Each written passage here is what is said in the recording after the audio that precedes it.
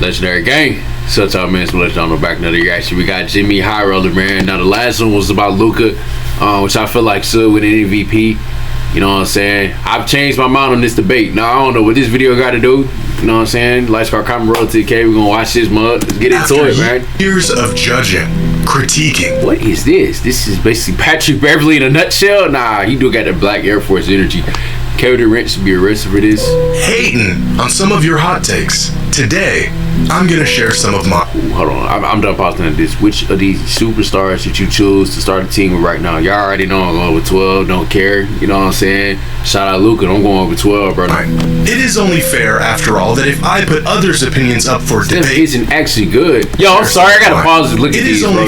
Sometimes to get happy. Okay, yeah, that's trolling. Fair, after all, that if I put others, Steph isn't actually good. He just perfected a skill that the NBA had never seen to utilize. What? Like, that's just debate, contention, ridicule. My fault. I'm sorry. I gotta look at these, bro. I'm sorry. It's a reaction video. 52-year-old Michael Jordan would easily beat. I ain't gonna lie, bro. No 50-year-old is beating a dude that's 25 in his 30s. Nah, man. I'm just be real. If you would have flipped the roles and put Bron at 52 and Jordan at 25, Bron wouldn't win that shit.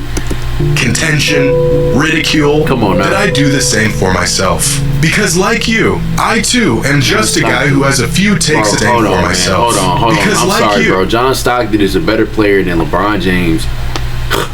Oh my lord. Yo, you're verified, bro, saying this stupid shit, man. John Stockton, one of the greatest passers, bro. But you can't literally sit here and say that John Stockton is better than Bron, Wade, and Curry.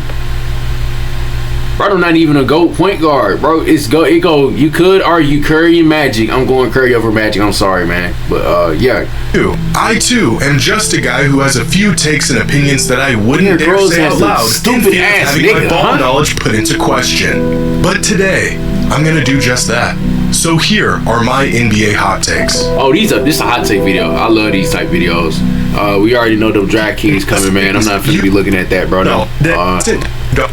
Opinions I've had over the years about players, teams, eras. Opinions that I know are probably subjective and completely false, but I usually try to stay as objective and non-biased as I can. Do my research, refer to film, gather consensus when necessary. But in this video, I'm doing none of that. And instead, sharing with y'all 5 of my NBA hot takes. Alright, so my first hot take is kind of hard to admit. I almost don't even want to say it out loud, Tim Duncan? but I'm going to. You finna say something about Wemby? Has become overrated. Now, before you bring out the torches, hear me out. When Tim Duncan was playing... Now, this is actually bad, because I've been seeing this dude in some top 5s. Listen here, bro. Tim Duncan is top 10, 15. He is not top 5, bro. Please stop it, man. 2 seasons throughout his 19-year career where he was considered the best player in the world. Top 5 probably all time in this position. He was better than Shaq in his prime. Many fans at the time argued that KG had a higher peak than him, although I would disagree with this. And in the moment, for a good decade or so, you would be in the minority if you thought Tim Duncan was a better basketball player than Kobe Bryant. That's so cute. Kobe could have had multiple 70, 80-point games going to 2, bro. Retired, he was very underrated. Most fans had him somewhere around 15th, maybe just outside the top 10. I'm sorry, I don't want to pause. As he should. Even, I ain't even gonna lie. Nah, I don't want to say he better than KG. I mean, I don't know, bro. I'm putting Tim Duncan over Karl Malone, though, man. I don't know about this right here, man. Moses Malone, though, I'm not sure. But this is a reasonable rank. I'm not seeing nothing, you know what I'm saying? Players of all time. But miraculously, over the past 5 years or so, Timmy has creeped from 15th to 13th to top 10 to where he probably should be, somewhere around 7, to now all the way within people's top 5. Like I said, top 10-ish, okay. Even top 3 players ever. Huh? This isn't just a small... This is horrible.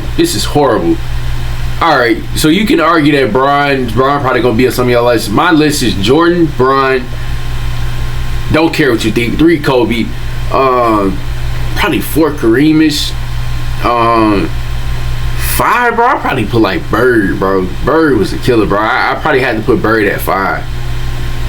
Or maybe even Bird at 4 and switch Kareem at 5, bro.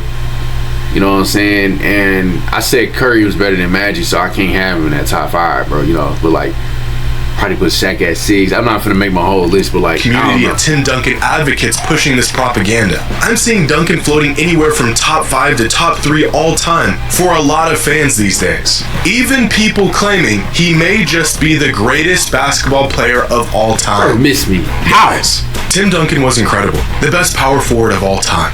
He is not one of the 5 greatest players ever, let alone the GOAT. And I think what's probably happening here is younger, or maybe newer fans of the NBA are looking at his accolades and accomplishments and comparing them side by side to other greats. And Tim Duncan had Boris Diaw, Thiago Splinter, Manu Ginobili, Tony Parker, Kawhi Leonard. Damn, am I forgetting anybody else? I don't really remember that damn team like that well, bro, but nigga had a lot of niggas on that team, bro. I ain't even gonna hold you. Wow, this guy really did a lot, and his resume is better than just about 15-time All-Star. Okay, that's tough. 15-time All-Defense, Rookie of the Year, All-Star, 3-time Final MVPs. You can't align that with Jordan's resume, not even Bron's resume, and even more resumes, bro. Like for anyone ever. But if you watched Duncan's career unfold in real time, you would have felt the impact he had on the league and on the Spurs, but you would have also felt the massive role that the Spurs system and Popovich's coaching excellence played on Duncan. He was unbelievable. Before that, they had like David Robinson. He was a defensive juggernaut. He was a leader. But Duncan was also the beneficiary of the most competent organization in the league that prioritized team ball and continuity. But they had Patty Mills and Danny Green too. Of his career, 2 all-time greats that played big roles in helping the Spurs win championships. Duncan was always surrounded by winning culture and winning teammates. This is by no means a knock on him. In fact, he was a big reason why the Spurs were so cohesive. But only in retrospect would you look at his laundry list of accomplishments and neglect all of the details that came with it. For many years, the Spurs as a team and organization were seen as this staple of excellence more than Tim Duncan was as an individual. It wasn't Duncan and the Spurs. It was just the Spurs. They were one and the same. Not this pretty good team with a fantastically great player on it. But if you just look at his resume, you wouldn't know that. You could argue Duncan had maybe a top 3 career in NBA history. But as a player, he's just not on the same tier as Jordan or LeBron or Kareem. I don't know how after he retired, he has slowly crept past Shaq and Bird and Russell and even Matt. Hell no. No. I'm taking Shaq over Duncan. Duncan over Bird is delusion. I ain't gonna lie. I don't know. Where is that coming from? I gotta read some of these lists, man. My fault. I don't want to pause that much, but 4 Duncan, 5 Bird, 8 Steph. Okay. Somebody finally put Steph in their top 10. Like he ain't changed the game, bro. Kareem Abdul-Jabbar. Bill Russell at number 3 is nasty work. Hey, bro. 4 Magic, Kobe, Hakeem Olajuwon. Yeah, for sure. Wow, somebody put Ginobili at number 3. I'm not gonna lie, this is the worst list I've ever seen in my life. You put Bill Russell at number 2, LeBron at number 4, AI at 5. Oh my God, who made this list? You. And I like you put Jordan up there, but bro, the rest of this shit is trash, bro. He put Kareem over. Man, is this Cash Nasty list right here? Oh no, it can't be because whatchamacallit. Yeah, man, that's all I'm really saying. Magic for some people. Duncan is one of my all-time favorite players, but he is not a top 5 player in NBA history. And it's odd to see a player who was so underrated for so many years become slightly overrated today. Now, I'd like to think of myself as sort of a board member, an executive within the organization of LeBron fans and Glazers. So this next take pains me to say, time in the NBA, and his career as a whole has suffered because of it. We all know that LeBron has been held back by some bad front offices, selfish teammates, terrible roster constructions, but what doesn't get talked about enough is how he has gone out of his way to try to make good situations better and has inadvertently ended up just ruining things for himself in the process. Like in 2014, when he decided to sign with the Cavs instead of staying with the Heat. Why did he do that? Well, we all know why. The Heat were getting old, Wade was past his prime, and the Cavaliers had the cap space and a budding young star in Kyrie Irving. Wow, man, I ain't gonna lie. Look at the exposing, man. Getting old, The Wade was... exposing. And people just be thinking I'm talking when I be saying, oh, he gives up on his teams, just go join another one. Like, bro, come on, man. Let's be real. And the Cavaliers had the cap space and a budding young star in Kyrie Irving to help reel Bron back to Cleveland. This decision eventually led to a championship, but what if he just stayed with the Heat? With Pat Riley and Spoelstra, where there's culture and accountability. I imagine his career would have played out even better considering where the Heat are today. Or what about when the Cavs went to back-to-back finals in 2016 and 2017, but since LeBron didn't feel they had enough to win it all, he orchestrated an entire implosion of their roster, which ended up being vastly... Look at this. Look at LeGion, man. Oh my God, brother just got the whole team up out of there, man. Look at this. Look at this shit. Nigga got Isaiah Thomas after his career year. Derrick Rose. Tristan Thompson was decent, I ain't even gonna lie. J.R. Smith was J.R. Smith. A shooter in Kyle Korver tried to get D-Wade again. That shit didn't work. Worse. And then he got Kevin Love. Channing Frye, I ain't even gonna lie, he was alright. He wasn't that good, I ain't gonna lie. Then got Jeff Green. Is that? I forgot about his name. I ain't gonna lie to you. Then got Jay Crowder. And just left them again once things were beyond repair. Or most recently, when the Lakers won a championship in 2020, and instead of reloading with the same roster, the Lakers returned with a whole new team. Just two seasons. Bro, these niggas do they whole team dirty, bro. They do their whole team just dirty, man. Like, I ain't even gonna lie. Seasons later, these decisions do not happen without LeBron's okay. Throughout his career, he has been so quick to want more, want something better, and he can't wait around for it to happen organically, so he tries to force these things to happen. And when it doesn't work out, which it hasn't worked out a lot, the organization, the coaching I've been saying staff, it so many times, and people, you're, bro, nigga, I know what I'm talking about, bro. It's LeGion for a reason, bro. Dude, every time, bro, something don't work out, team is fucking trash. Nigga want to go get a whole nother superstar, go pair him up. Like, bro, we've been seeing this the whole time around, bro. For real. And even his own teammates end up taking the fall. As great as he is, LeBron has tried to play GM way too often in his career. And when he can't, or he's out of options, he just moves on to the next new shiny thing. Thank you, Jimmy. Thank you, because you got these fucking Bronxexuals swearing up and down. That's not what he be doing, bro. Thank you. I gotta clap it up out of that, bro. Thank you. Stayed with the Heat, or stayed with the Cavs, or allowed rosters to build chemistry and young players to develop naturally over time, I think his career and the perception of it would probably be better right now. LeBron has willed his way to some of the stay greatest loyal like Jordan. You might, you know what I'm saying? Yeah. But he has also sabotaged a lot of good things along the way. Now, here's a hot take for you, and I don't care if I'm wrong. The corner three is not the easiest three-point shot. For years, really everyone bro, has said I swear up and down, bro. I be airballing them sometimes, bro, and I be hooping. I drain like the deep threes, but I be airballing the fuck out them corner threes, bro. Like, I ain't even gonna lie. Or I hit like the corner three is easier than any three-pointer, and so there's an advantage to be had there if you use them right. I wholeheartedly disagree.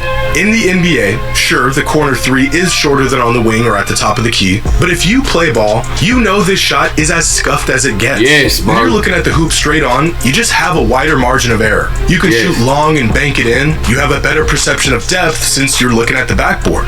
It may just be psychological, but whatever it is, you cannot convince me that this shot is easier than this shot. According to NBA.com, this season the league as a whole is shooting 39% from corner threes, whereas above the break, teams are shooting 36.1% on average. Now, that's a substantial difference in efficiency from these two different shooting zones, and it would lead you to believe the corner three is easier. But I think shooting percentage is higher on corner threes than threes above the break for two reasons. One, the best shooters in the league, the guys who are on NBA rosters to drill a few threes a game, usually spend the most time in the corner. And since most players who set up shop in the corner are sharpshooters, the overall efficiency from corner threes is boosted compared to on the wing or at the top of the key. And reason number two, a lot of threes taken above the break are pulled up off of dribbles, players flying off of screens trying to square up and get a good shot off, and many times the players attempting these kinds of threes are the best player on their team, but not not the best shooters. On the other hand, corner threes are almost exclusively set shots coming off of passes to a wide open man. The very nature of offenses in the NBA makes these corner threes easier than any other threes, because plays are often drawn up to get open looks from here from the best shooters in the world, shooting set shots with no one contesting. Corner but like, bro, just look at these, bro. Like, some of these clips, they're just getting wide open shots. Real deep ones where you feel like you're behind the backboard are not easier than any other three-pointer. Now, I know I'm going to catch some flack for this next take, and that's okay. Because in a redraft of every player in NBA history just after their rookie season, I would pick Victor Wembanyama first overall. You might say this is just recency bias. Every player in NBA history, based off of what are you talking about, like potential and height and all that? I would pick Victor Wembanyama first overall. You might say this is just recency bias. You may think I'm crazy, and you're probably right. But Wemby would be my first pick. His progression, his poise, his confidence, his skills. Top 3. I don't know, man. Oh no. His potential. If you lined up every great player since the inception of the NBA, and if we're just going off of what we've seen from they did just have 40 and 20 though. I just started at them in their rookie season, I would pick the kid in San Antonio. Now, my answer may be different if I were to pick anyone before. So basically saying you're gonna build around Wemby. Where they played an NBA game. Maybe it's LeBron or Kareem. But based on what we know so far, give me the 7'4" alien. Wemby can do everything on the court. He's got the offensive skills, the defensive ability, and willingness. From what has been said about him, he is like a sponge with information. He's learning exceptionally fast on the court. And I think what's just as impressive as his physical tools, the kid is not afraid of the moment. He isn't timid, he can talk trash and take it too. He's got heart, and you can tell he really loves the game. Now, I think some players who are up there with him for the first overall pick in a redraft post-rookie season might be Shaq, Kareem, MJ. Duncan was incredible as a rookie. Maybe Hakeem. Overall, their numbers are about equally as impressive. But the thing that stands out about Victor is that he's doing this at 19, 20 years old on a minutes restriction. He's already an elite two-way player, possibly even the best defensive player in the entire... This dude averaging 3 blocks a game, bro. Damn, Kareem ain't getting no... That's almost as many as Shaq at 20 on minute restriction. That's crazy. Entire league, and it's a better rookie season than Tim Duncan down there. Well, yeah, a little bit better than Tim Duncan, a little bit. You know what I'm saying? Has the advantage of playing in an era where he is allowed to develop a well-rounded offensive game from the post all the way out to the perimeter. Something that Shaq, Duncan didn't really shoot that many threes, though. Never had. The improvements he's made from his first game this season to now are already so massive that his progress alone really makes him stand out even amongst the greatest rookies ever. Hey, we just gotta hope that Kyrie or I never witnessed these other somebody don't train, bro. Rookie season. That happened. I wasn't there to see it in real time. And of all the rookies I have seen over the last 15 years or so, Wembanyama is way ahead of all of them. Is this a terrible argument to make here? Sure. Does that change my pick? No.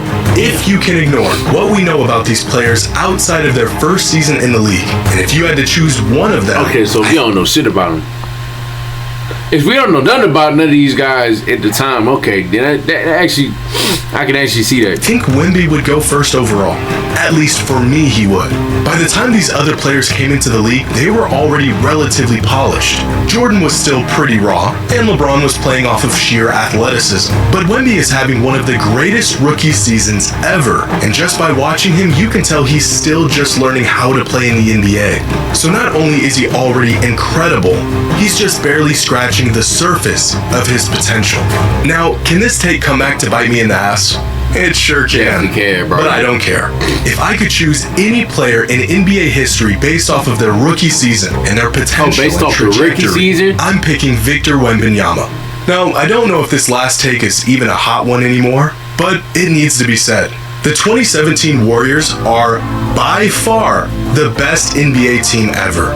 Not just the best team assembled, not the best team on paper. I used to argue the 92 or whatever that Bulls 72-10 Bulls team. I don't know. They are, by a pretty wide margin, the best, most cohesive team in NBA history. Over the years, people will argue that Kevin Durant still, this is what I was gonna say. Kevin Durant shouldn't have left. Bro, I don't know why he left. Like, this just doesn't, like, oh my gosh. Or the 2000 Lakers. But his legacy, he trying to recreate his legacy, bro. Man cannot win a championship without Curry, bro. Even though he did carry in the finals. Really out of their mind. Well, sometimes. Well, I don't know. Go back to it. But, like, no cap. The 86 Celtics. But no. The 2017 Warriors would dog walk any team you put in front of them. They were so good that it pissed people off. They were so good that everyone unanimously agreed that it wasn't even fair. It's been long enough now that the painful hopelessness that this team inflicted upon NBA fans around the world has subsided. But I'm sure we can also remember just how overwhelming this team was. They made really good teams look incompetent.